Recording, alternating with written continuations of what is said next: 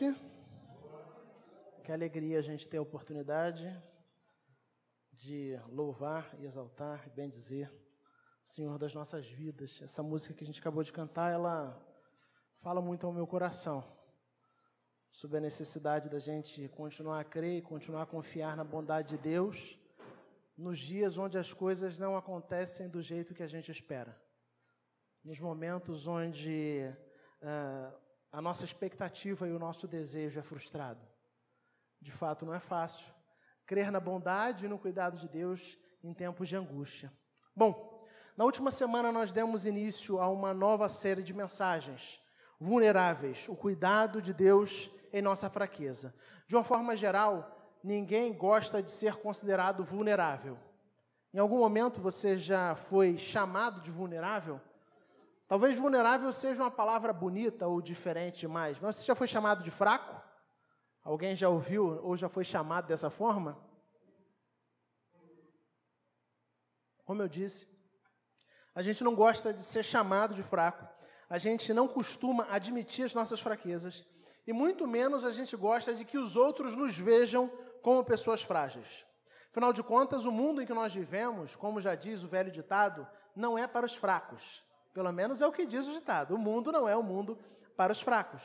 E aí, nesse mundo que não é para os fracos, nada mais natural do que as pessoas terem tanta dificuldade em admitir sua fraqueza, em admitir sua vulnerabilidade. É muito mais comum a gente fingir que as nossas vulnerabilidades não existem, ou até mesmo a gente dissimular. E o que seria dissimular, né? Fingir que a gente está forte e que está tudo bem, quando, na verdade, nós não estamos tão fortes e nem tão bem assim. Contudo, existem momentos da vida e circunstâncias com as quais eu e você, vez por outra, precisamos lidar, que de uma forma muito clara colocam na nossa frente a realidade inegável da nossa vulnerabilidade. Me parece que o ano de 2020 fez isso. Mostrou o quanto nós somos frágeis. Mostrou o quanto a nossa vida é frágil. O quanto a nossa existência é frágil. Mostrou o quanto as nossas estruturas sociais são frágeis, enquanto a estrutura do comércio, da educação, do país, do mundo, ela é limitada, ela é frágil. Então, 2020 foi um ano que nos colocou frente a frente com essa realidade que a gente não gosta de admitir. Somos vulneráveis. E domingo passado a gente começou a pensar sobre esse tema, acompanhando a história de um conhecido profeta da palavra de Deus, o profeta Elias. Um grande homem de Deus, um homem que desempenhou o seu ministério num tempo muito desafiador, da história de Israel. Ele desenvolveu o seu ministério durante o reinado de Acabe, descrito na Bíblia como um dos reis mais perversos da história. É isso que a Bíblia nos fala lá em 1º livro de Reis. Além disso, além de ser um rei profundamente perverso, o texto também nos fala que Acabe era um rei completamente dominado pela esposa. Ainda que ele não fale dessa forma, ele nos deixa isso muito claro, ao mostrar que Acabe era pau-mandado, como diriam aí, né? Pau-mandado de Jezabel, só fazia o que Jezabel queria, e Jezabel, sim, era uma mulher extremamente cruel e extremamente idólatra. Então, Acabe, que era alguém conhecido pela sua maldade, resolve se casar com uma mulher que é cruel e idólatra, mas não apenas isso, ele é dominado por essa mulher, de maneira que a sua forma de reinar, a sua forma de governar é amplamente influenciada pelas características dessa mulher, Jezabel, que era cruel e idólatra.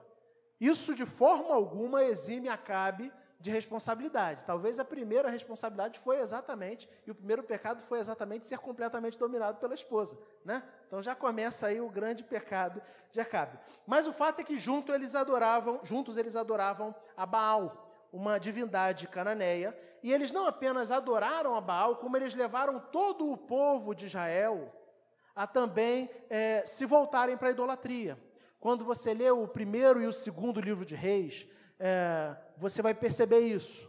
Quando o líder era um líder que era temente a Deus, normalmente esse líder temente a Deus governava de uma forma que impulsionava o povo, que estimulava o povo a seguir os caminhos do Senhor. Mas o oposto também é verdade. Quando o líder era um líder cruel, um líder mau, um líder infiel, um líder apóstata, naturalmente, ele trazia essas características que eram da pessoa dele para o seu reinado.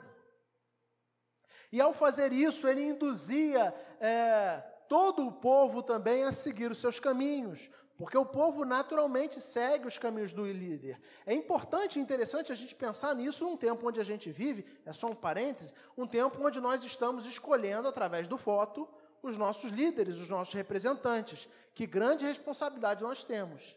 Espero realmente que você ore e peça a direção de Deus para escolher líderes, não a partir das suas predileções pessoais, mas líderes que você perceba que com a sua forma de agir, sua forma de pensar, tem seguido e servido os valores do reino de Deus. É isso que a gente espera. Isso não quer dizer que você só possa votar em crente. Em muitos momentos, votar em crente não é nem algo aconselhado, porque muitos daqueles que são lá e vão para lá como crentes, infelizmente, não dão um bom testemunho como crentes, mas nós devemos sim levar em conta o procedimento dos nossos líderes, porque quando os nossos governantes vão bem, a nossa vida fica mais facilitada. Bom, Acabe e Jezabel introduziram de uma forma muito ampla em Israel a idolatria, a feitiçaria, o culto a Baal. A maldade era tremenda. E é nesse contexto que Elias é chamado.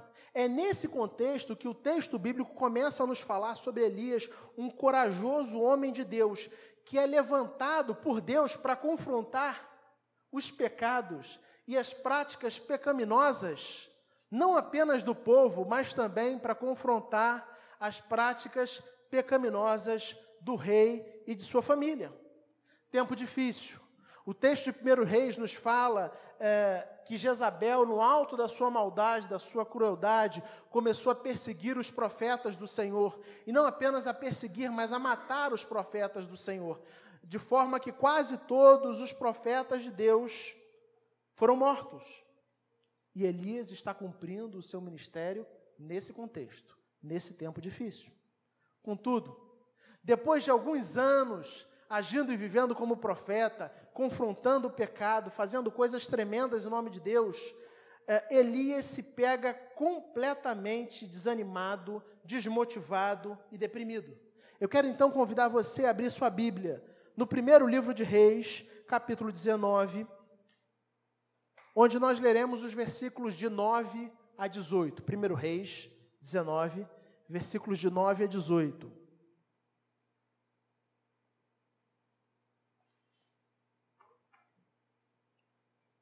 Na última semana, nós pensamos sobre os versículos de 1 a 8. A mensagem, inclusive, está já no podcast da igreja, basta você procurar por IPCcast nas principais plataformas digitais de podcast e acessar lá a mensagem do domingo passado, caso você não tenha vindo, ou caso você tenha vindo, mas queira ouvir novamente. IPCcast no Spotify, no Deezer e por aí vai, né? E antes da gente fazer a leitura, quero fazer um comentário aqui. A gente conversava sobre isso no grupo pequeno durante a semana, a dona Silvia falou isso e eu fiquei pensando, e é muito verdade. É maravilhoso ler o capítulo 19 do livro de Reis. Porque quando a gente lê o livro de Reis, em especial os capítulos 17 e 18, a gente fica com uma ideia de um profeta Elias, de alguém que é quase um super-homem, alguém que tem poderes sobrenaturais, alguém que tem uma intrepidez, uma coragem fora do comum, alguém que não é humano, e a gente fica com essa ideia de alguém que está tão acima, mas tão acima do nível normal, e normalmente a gente ouve as mensagens sobre os capítulos 17 e 18, é quando ele ora para que o rapaz, né, o filho da viúva, possa reviver, quando ele multiplica lá o azeite da viúva de Sarepta. Normalmente a gente ouve, né, mensagens sobre esses temas, quando ele enfrenta os 450 profetas de Baal. São momentos épicos, tremendos da vida de Elias. Contudo, eu acho fantástico que Deus, na sua sabedoria, tenha colocado o capítulo 19, porque Deus não esconde a fragilidade dos seus servos. E o capítulo 19 começa exatamente nos falando a respeito da fragilidade de Elias, da vulnerabilidade de Elias. O texto começa, a gente vai ler do versículo 9 em diante, mas depois, se você tiver mais tempo na sua casa, você lê os versículos de 1 a 8, texto sobre o qual a gente meditou na semana passada, mas quero apenas pensar aqui a fala de Elias no versículo 3 e 4 do capítulo 19. Elias teve medo e fugiu para salvar a vida. Em Berseba de Judá, ele deixou o seu servo e entrou no deserto caminhando um dia. Chegou a um pé de giesta, sentou-se debaixo dele e orou, pedindo a morte. Já tive o bastante, Senhor, tira a minha vida, não sou melhor do que os meus antepassados. Então, o capítulo 19 começa trazendo para a gente pensou sobre isso semana passada, a percepção de que mesmo homens e mulheres de Deus, e grandes homens e mulheres de Deus, afinal de contas, Elias foi um grande profeta do Senhor, são pessoas vulneráveis. O texto não nos esconde a vulnerabilidade, a fragilidade dos servos de Deus. Na semana passada nós vimos, todos nós somos vulneráveis. E ao invés de fazer como no nosso tempo, onde normalmente a gente percebe a vulnerabilidade como algo negativo, algo que tem que ser negado ou escondido, nós precisamos entender que a nossa vulnerabilidade não deve ser negada. E quando a gente reconhece a nossa vulnerabilidade, quando a gente reconhece a nossa fraqueza, a gente está se abrindo para o cuidado de Deus. É o próprio apóstolo Paulo que fala isso. Quando ele está orando lá pelo espinho na carne, ele diz assim, olha, eu vou me gloriar nas minhas fraquezas, porque as minhas fraquezas e as circunstâncias difíceis pelas quais eu passo, são oportunidades para eu ver a graça de Deus agindo na minha vida. Então a gente não tem que fugir de ser vulnerável. Nós precisamos reconhecer, somos vulneráveis. Deus não ignora e nem esconde a fraqueza e a fragilidade dos seus servos. Nosso tema hoje é a retomada, partindo aí do versículo 9 de 1 Reis, capítulo 19. Vamos lá, eu vou fazer a leitura aqui, você acompanha silenciosamente.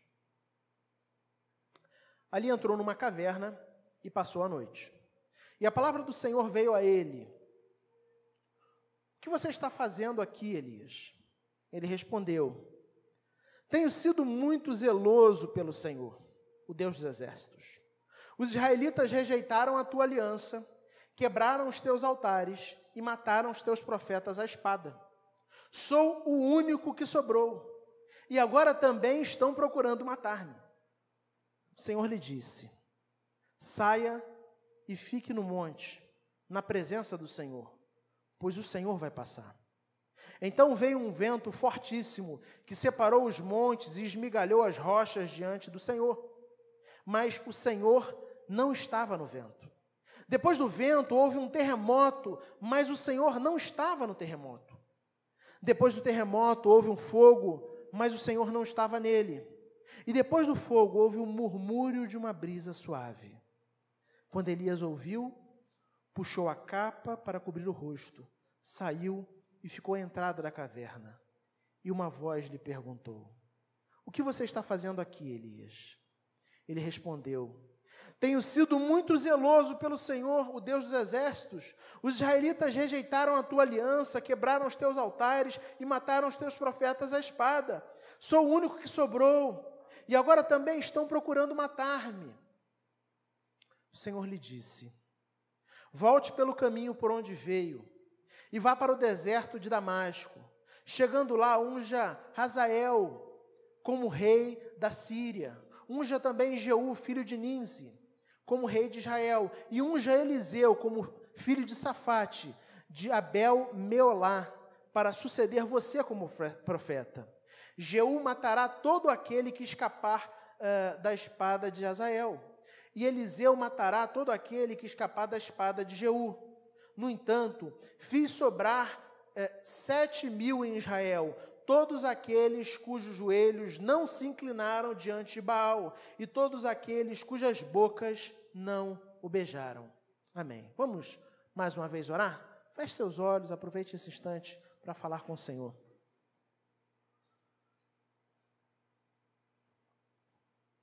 Deus bendito, nós louvamos o Teu nome. Tu és um Deus poderoso, Pai. E quando nós abrimos a Tua palavra, Pai, desejosos para ouvir a Tua voz, nós pedimos, Pai, a iluminação do Teu Santo Espírito, que as nossas mentes e corações estejam completamente abertas e atentas para aquilo que o Senhor tem para cada um de nós nesse dia, Senhor.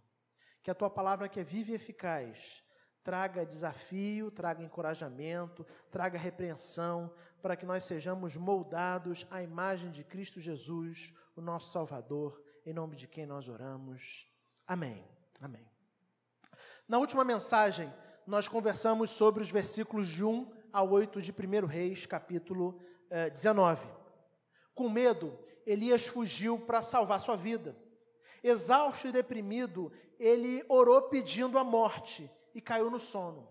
Mas o texto continua e diz que ele foi alimentado pelo Senhor e ele seguiu viagem. O texto que nós lemos fala exatamente o que acontece depois dessa viagem. Elias faz uma pequena jornada, nem tão pequena assim, de 40 dias e 40 noites de viagem. E ele finalmente chega ao seu destino, o Monte Horebe. E aí nós temos o texto que nós lemos, a partir do versículo 9. E eu vou começar lendo os versículos 9 e 10 novamente. Ali, está falando do Horebe, entrou numa caverna e passou a noite. E a palavra do Senhor veio a ele: o que você está fazendo aqui, Elias? Ele respondeu: tenho sido muito zeloso pelo Senhor, Deus dos exércitos. Os israelitas rejeitaram a tua aliança, quebraram os teus altares, mataram os teus profetas à espada. Sou o único que sobrou, e agora também estão procurando matar-me. Como nós dissemos na última mensagem, o coração de Elias precisava de cura. Muitos até afirmam, e eu concordo, embora não tenha aptidão técnica para afirmar isso, que Elias, nesse momento, se encontrava num período de depressão. Depois de anos e anos, enfrentando tensões e pressões, vivenciando circunstâncias extraordinárias, confrontando o rei, confrontando gente perigosa, vivendo situações de limite. Elias, depois, o capítulo 18, o capítulo anterior, fala exatamente do enfrentamento de Elias contra os 450 profetas de Baal. E depois de viver esse momento extraordinário, aquele se encontra exausto e desgastado. A gente vê e lê sobre um Elias que parece que tinha chegado ao seu limite físico e emocional. E eu começo destacando uma coisa: entenda, quando nós vivemos constantemente no limite, uma hora nós não vamos suportar, porque todos nós somos vulneráveis. Elias há anos vinha vivendo no limite, só que ele é um ser humano. Há anos ele vem lidando com situações de tensão. Há anos ele tem sido exposto a circunstâncias das mais diversas. E há anos ele tem agido de maneira corajosa, de maneira intrépida. Só que chega um momento onde ele já não aguenta mais. Então, quando a gente vive constantemente no nosso limite, uma hora o motor falha. Uma hora a gente não suporta. Uma hora a gente não aguenta. Uma hora a gente se sente exaurido. Uma hora a gente se sente desgastado. E é exatamente isso que aconteceu com Elias.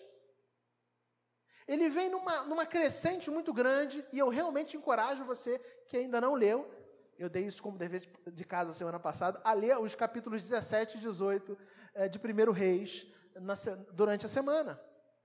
Porque Elias vem num engajamento tremendo, fantástico. Mas quando chega no capítulo 19, já ele está tão cansado por anos de limite, que ele, desgastado, não aguenta. Ele é vulnerável. E aí Deus, lá na parte inicial do capítulo 19, Deus começa a tratar o coração de Elias. Mas aquela caverna em especial, a caverna que Elias entra, seria um lugar de encontro com Deus e de cura. Mas é interessante notar também que, pelo menos quando a gente lê o texto, parece que o descanso, o sono, era parte fundamental desse tratamento. Elias estava exausto, deprimido, desgastado. Como você preferir chamar, adjetivar. Mas é muito interessante porque quando ele faz na parte inicial do texto, né, nos versículos de 1 a 8, Elias caminha, ele ora, e aí o que acontece? Ele dorme. E aí um anjo pega, acorda ele, dá alimento para ele, tem alimento preparado na frente do rosto dele ali. Ele come, e aí o que acontece? Ele mais uma vez dorme. E aí ele faz, o anjo novamente levanta ele, fala assim, levanta, come, se alimenta bem, porque você vai fazer uma longa jornada e vai ser essa comida, vai ser esse suprimento que vai te dar condições para seguir o seu caminho até o lugar onde você vai. E aí ele faz a jornada e vai até Horebe, e quando ele chega no Horebe, o que ele faz? Ele dorme mais uma vez. Me parece que essa parte do descanso, do sono, era parte fundamental do tratamento de Deus na vida de Elias. Ele estava cansado. E dormir era parte do tratamento de Deus. E por que eu estou falando isso? E por que é importante destacar isso? Porque a gente vive num tempo onde as pessoas dormem pouco. A gente vive num tempo onde o ritmo no qual nós costumamos viver é maior do que o que Deus nos capacitou para viver. E normalmente a gente só para quando a gente quebra. É mais ou menos ilustrando como um carro, só para quando está quebrado. Só que Deus não apenas nos criou, Ele criou um ritmo para a gente viver. Desde a criação. O texto que fala da criação, lá em Gênesis, fala que em 6 dias Deus criou todas as coisas, e no 7º dia Ele fez o quê? Descansou. Mas se Deus não se cansa e nem se fatiga, como nós lemos, por que Deus descansou? Para estabelecer um ritmo para a gente viver. Para dar um exemplo. Para mostrar, eu que sou o Criador, estabeleço, não apenas crio vocês, mas estabeleço um ritmo de vida. Um ritmo para vocês manterem a saúde, para vocês poderem desfrutar a vida de maneira equilibrada. Um ritmo que tem a ver com trabalho e descanso, que tem a ver com noite e dia. Na cultura judaica, e você depois lendo o texto de Gênesis capítulo 1, você vai notar isso com muita clareza, na cultura judaica, o dia começa às 18 horas do dia anterior. Ficou compreensível ou não? O nosso dia costuma começar, a gente conta o tempo do dia a partir das 0 horas, não é isso? Mas na cultura judaica, o dia começa às 18 horas do dia anterior. Faz sentido? Tanto é que a gente vê a leitura lá do Gênesis, o texto bíblico sempre fala assim, houve tarde e manhã no primeiro dia, houve tarde e manhã no terceiro dia, houve tarde e manhã no quarto dia, e por assim vai. Porque a compreensão judaica é de que um bom dia começa num bom tempo de descanso. Se a gente descansa bem, a gente está bem disposto para as realidades e desafios do dia seguinte. A gente está equilibrado emocionalmente. Hoje já existem estudos que mostram a importância do sono para os nossos hormônios, para o equilíbrio emocional, para o equilíbrio físico, o equilíbrio biológico. Então, é fundamental a gente entender isso, destacar isso. A gente vive num período e num mundo onde as pessoas estão cada vez vivendo num ritmo mais agitado, mais frenético, e a gente acaba negligenciando algo que é importante e que é a manifestação do cuidado de Deus. Porque a própria Bíblia diz que Deus dá aos seus enquanto eles dormem. Então, quando a gente dorme, a gente está aproveitando, está experimentando o cuidado de Deus que nunca dorme e continua trabalhando e continua cuidando da gente, continua provendo as nossas necessidades. Mas vamos continuar. Deus vira para Elias e pergunta, o que você está fazendo aqui, Elias? O que você está fazendo aqui? E eu acho fantástico, porque essa pergunta, e o texto repete 2 vezes essa pergunta, né? Em 2 momentos diferentes, Deus pergunta para Elias, o que você está fazendo aqui? Como se Deus já não soubesse. Mas é fantástico a gente se dar conta, e nem sempre a gente se dá conta disso, que Deus realmente se importa com cada um de nós a ponto de nos ouvir. Num tempo marcado pela multidão, pela agitação e pela impessoalidade, a palavra de Deus nos apresenta um Deus que se importa com você e comigo a ponto de querer nos ouvir, mesmo sabendo aquilo que a gente já tem a falar. Um Deus que vira para Elias e pergunta, o que você está fazendo aqui? Qual o seu problema? O que está acontecendo? O que está te inquietando? Nem sempre a gente se dá conta, mas Deus realmente se importa com cada um de nós, a ponto de nos ouvir. Talvez você olhe para a sua vida e se perceba como alguém que nem sempre é ouvido nas suas questões. Triste é aquele que não tem ninguém para compartilhar suas questões. Não vou fazer propaganda da Lucy Psicologia, não, Lucy. Mas brincadeiras à parte, a gente vive num tempo onde essa demanda, esse anseio por ser ouvido, ele é real, gente. Ele é presente. E a gente lê a palavra, e a palavra nos fala de um Deus que é Senhor do universo, Criador de todas as coisas, que governa sobre tudo e sobre todos, mas que ainda assim se preocupa e se importa com cada um de nós, a ponto de estar interessado, de estar disposto a nos ouvir. Então Deus vira para Elias e pergunta: o que você está fazendo aqui, Elias? O que te trouxe a essa caverna? O que te trouxe a esse monte? E aí o que Elias faz? Ele abre a boca e faz suas queixas diante de Deus. Ele havia assumido uma postura de autopiedade. Vocês conseguem perceber isso no texto? Ele diz: olha, eu estou sozinho, não existe mais ninguém que sirva ao Senhor, deu tudo errado, o Senhor me chamou para ser profeta, mas o problema é o seguinte: o povo se desviou, o povo se afastou, e parece que deu tudo errado, estão matando os profetas de Deus, e o único que ficou fui eu, e mais, não foi só eu que fiquei não, mas o único que ficou sou eu, e estão querendo me matar também. Então assim, Deus deu tudo errado. O que Elias faz é pegar toda a inquietação, toda a ansiedade dentro do seu coração e colocar, despejar ali para Deus e colocar a sua postura de medo, de autopiedade, de alguém que acredita numa mentira. Porque o problema é que Elias está deprimido, mas ele acredita numa mentira. A narrativa que ele assume como verdadeira é uma narrativa idólatra. Eu estou sozinho, não há mais ninguém que sirva ao Senhor e minha vida está ameaçada por uma rainha idólatra e cruel. Os versículos 11 a 13, vamos lá. O Senhor lhe disse: saia e fique no monte, na presença do Senhor, pois o Senhor vai passar. Então veio um vento fortíssimo que separou os montes, esmigalhou as rochas diante do Senhor, mas o Senhor não estava no vento. Depois do vento veio um terremoto, mas o Senhor não estava no terremoto. Depois do terremoto houve um fogo, mas o Senhor não estava nele. E depois do fogo houve um murmúrio de uma brisa suave. Quando Elias ouviu, puxou a capa para cobrir o rosto, saiu e ficou à entrada da caverna. E uma voz lhe perguntou: o que você está fazendo aqui, Elias? O que Deus disse para Elias? Saia da caverna, Elias. Nesse canto escuro, você está perdendo a noção da realidade. Esqueça Jezabel e mantenha os olhos em mim. Esqueça Jezabel. Você está direcionando a sua vida a partir de uma narrativa mentirosa.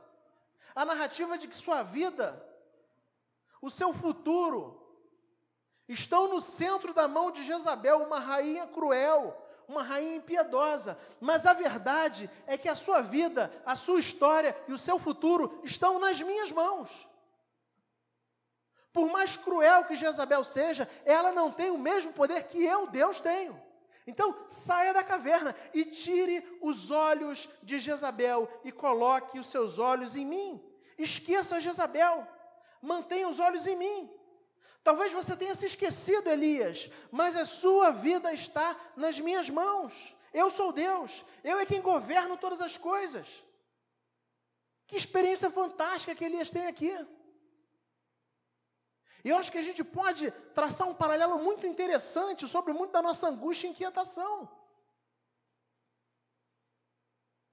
A gente vive um ano onde as pessoas estão absolutamente amedrontadas, assustadas pela realidade do vírus. E eu não estou falando que você não deva tomar precauções, que você não deva se cuidar e que o vírus não mate. O vírus mata sim. Tem muita gente morrendo dele. Mas o que eu estou falando é que quem governa a sua vida não é o vírus.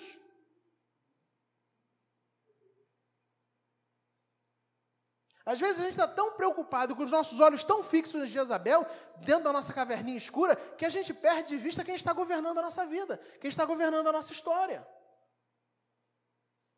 É isso que acontecia aqui com Elias. Ele perdeu o foco. E aí Deus começa o tratamento, né, ou intensifica o tratamento, dizendo, olha, tira os olhos de Jezabel, sai da caverna, porque aí nessa escuridão você perdeu a noção da realidade. Vem para o lado de fora, e eu vou passar. E eu vou passar para você se lembrar quem eu sou. E para você se lembrar que eu que governo a sua história, que eu governo a sua vida. Então a gente precisa ajustar o nosso foco. Esqueça Jezabel e mantenha os olhos no Senhor. Talvez você tenha se esquecido, mas a sua vida não está nas mãos de um vírus ou de um novo governante. Por mais que a gente possa ter predileções políticas, nossas vidas estão nas mãos do Senhor. Existe uma frase, eu citei ela uns meses atrás, não estou lembrando quem é o autor, mas não fui eu. Era até bom que fosse, mas não fui eu não. Todos nós somos imortais, enquanto Deus tem um propósito para a gente nesse lugar aqui.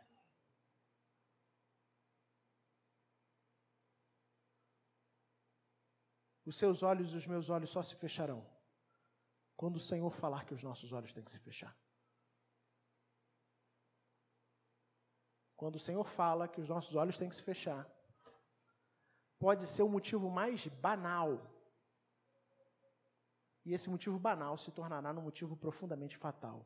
Alguns meses atrás, no alto da pandemia, eu lia uma reportagem e não riam, porque de fato não e não é engraçado, mas de uma pessoa que morreu atropelado por um cachorro. Você tem noção disso? No meio de uma pandemia mundial, um cidadão morrer atropelado por um cachorro. O cachorro saiu correndo, um cachorro maiorzinho saiu correndo e passou pela pessoa, e a pessoa não era muito idosa não, gente. Era uma pessoa de meia idade. O cachorro esbarrou numa proporção que a pessoa se desequilibrou, caiu, bateu com a cabeça e morreu. E eu li a reportagem, lembra? Eu e a Aline líamos a reportagem, eu mostrei para ela e falei, amor, tá vendo aqui? Quando chega a hora, quando Deus falou que deu o nosso momento, até atropelado por cachorro a gente morre. No meio de uma pandemia. Então, a gente precisa se lembrar disso. Esqueça de Jezabel, mantenha os olhos em Deus. Não se esqueça, a sua vida, a minha vida, estão nas mãos do Senhor. Ele quem governa todas as coisas. E a gente às vezes precisa de fato uma sensibilidade para perceber essa ação de Deus. Eu quero apenas fazer um parêntese aqui. Nós presbiterianos somos conhecidos por sermos uma igreja talvez mais tranquila, né? Pelo menos é o que dizem. Mas é interessante que no meio dessa experiência de Elias, Deus não estava no vento forte, também não estava no terremoto, Deus não estava no fogo. O que o texto fala é que ele estava no murmúrio de uma brisa suave. E às vezes a gente confunde barulho, agitação, confusão, terremoto, fogo, com presença de Deus. Não estou dizendo que não possa ser. Mas Deus também se manifesta no murmúrio de uma brisa suave. Foi assim com Elias. Então a gente tem que ser sensível para perceber essa presença de Deus na nossa vida.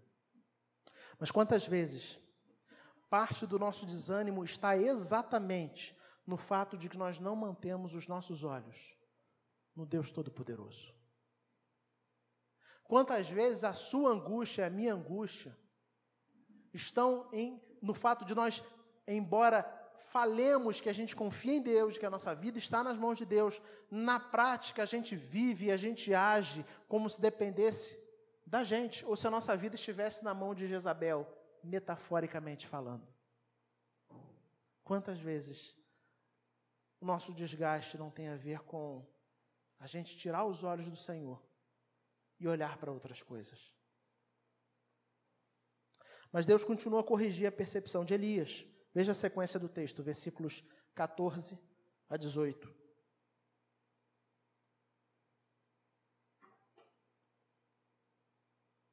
Vamos lá? Ele respondeu: tenho sido muito zeloso pelo Senhor, Deus dos exércitos. Os israelitas rejeitaram a tua aliança, quebraram os teus altares e mataram os teus profetas à espada. Sou o único que sobrou, e agora também estão procurando matar-me. E aí percebam a resposta do Senhor, quando ele repete esse vitimismo dele. O Senhor diz: volte pelo caminho por onde veio e vá para o deserto de Damasco. Chegando lá, unja Hazael como rei da Síria. Unja também Jeú, filho de Ninsi, como rei de Israel. E unja Eliseu, filho de Safate, de Abel Meolá, para suceder você como profeta. Jeú matará todo aquele que escapar da espada de Hazael, e Elias matará todo aquele que escapar da espada de Jeú. No entanto, fiz sobrar 7.000 em Israel, todos aqueles cujos joelhos não se inclinaram diante de Baal, e todos aqueles cujas bocas não o beijaram. Elias acreditava estar sozinho, essa é a fala.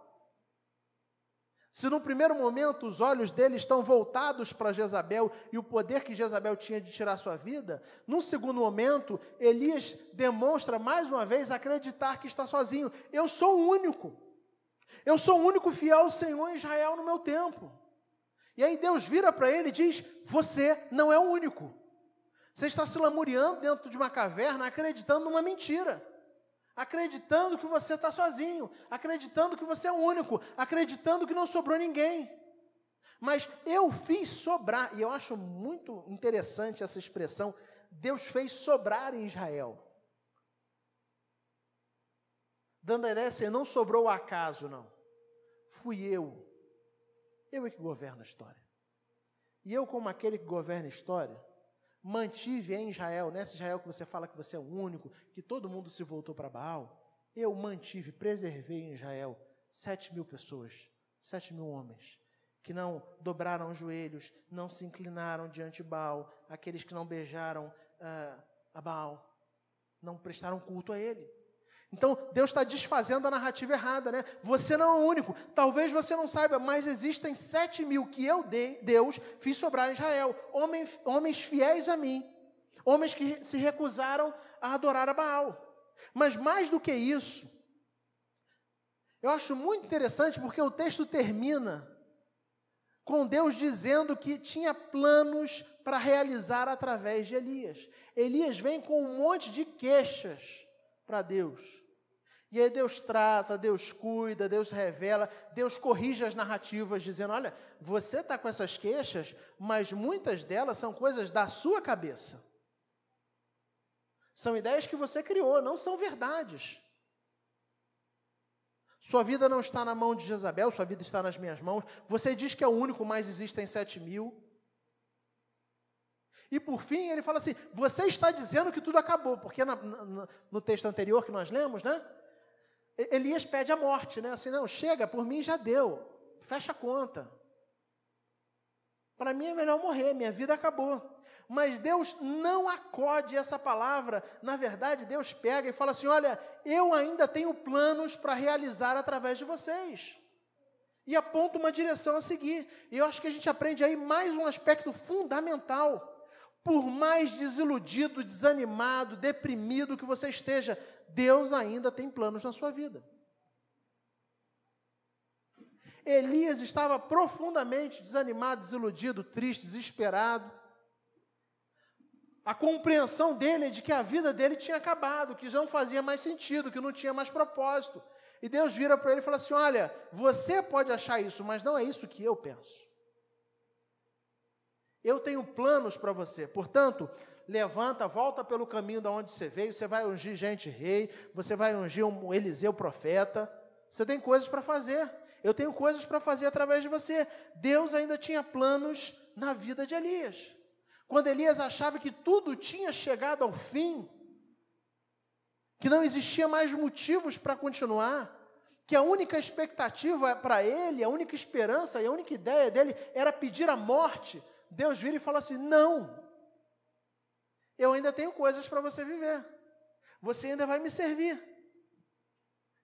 E eu creio que isso é importantíssimo para a gente entender, porque às vezes a gente também se sente completamente sem ânimo. No escuro das nossas cavernas, a gente vive sem perspectiva e a gente começa a acreditar em mentiras amedrontadoras, criadas às vezes pela nossa própria mente, como foi o caso de Elias. Ao invés de manter os olhos em Deus. E de saber que por mais desiludido e desanimado nós sejamos, Deus ainda tem planos nas nossas vidas. A maior prova de que quando a gente está sem perspectiva, Deus ainda tem planos, é o Evangelho. Porque a palavra de Deus nos diz que nós fomos criados à imagem e semelhança de Deus, capazes de nos relacionarmos com o Senhor, com o nosso Criador. Mas que em Adão e Eva nós pecamos e escolhemos viver como rebeldes, distantes do nosso Deus. E como consequência disso, o pecado, o afastamento de Deus, a morte e a condenação entraram no mundo, de maneira que ao olhar para a nossa situação, não existiam esperanças, não existiam perspectivas. Tudo estava preto diante de nós, tudo estava escuro diante de nós, o caminho estava fechado, não existia caminho, e a única perspectiva e a única ideia que existia, a única possibilidade que existia diante dos nossos olhos, era a possibilidade da morte. Mas a história do Evangelho é a história de um Deus que olha para essa ideia de morte e fala, não, a história não acaba aí.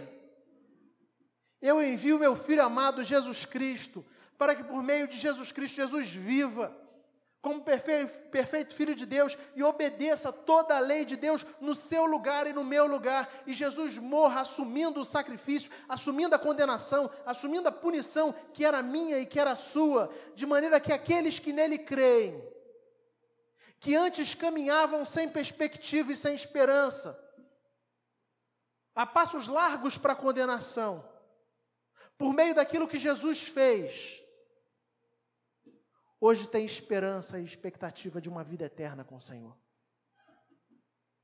A história do Evangelho é uma história de esperança. Não é apenas a história de Elias. De certa forma, esse momento, esse recorte da história de Elias, é uma breve ilustração daquilo que Deus fez em Cristo Jesus, trazendo e dizendo para homens e mulheres que já não tinham mais expectativa, perspectiva ou esperança, que a vida deles ainda não tinha acabado, porque Jesus entraria na história e transformaria todas as coisas. Então, caminhando para o fim, às vezes a gente se sente completamente sem ânimo, no escuro das nossas cavernas. Sentir-se desanimado, saber que você é vulnerável, passar por momentos de fraqueza não é pecado, gente. Eu disse semana passada, o próprio Senhor Jesus no Getsêmani externalizou sua vulnerabilidade. O próprio Senhor Jesus não teve vergonha de dizer, olha, fiquem aqui comigo, e de colocar pessoas, amigos próximos, para partilharem aquele momento com Ele. O próprio Senhor Jesus sua gotas de sangue no Calvário. A gente não precisa ter medo, vergonha da nossa vulnerabilidade. Quando a gente reconhece a vulnerabilidade, a gente se abre para que o poder de Deus e a graça de Deus se manifeste nas nossas vidas. A gente não pode ficar preso à nossa vulnerabilidade. Às vezes a gente fica. E Elias estava preso à vulnerabilidade dele. Ele tinha pena dele mesmo. Ele começa a se vitimizar. Ele começa a ter uma percepção equivocada da realidade dele. E fala, olha, eu estou sozinho, eu estou abandonado. Eu não tenho ninguém por mim. Minha expectativa e minha esperança acabou. E Deus chama Elias para perto. Cuida, trata do coração de Elias. E mostra, olha, não acabou não. Você pode achar que a sua vida acabou, mas eu tenho coisas para realizar na sua vida e para realizar através de você. Vamos orar? Feche seus olhos, coloque sua vida diante do Senhor.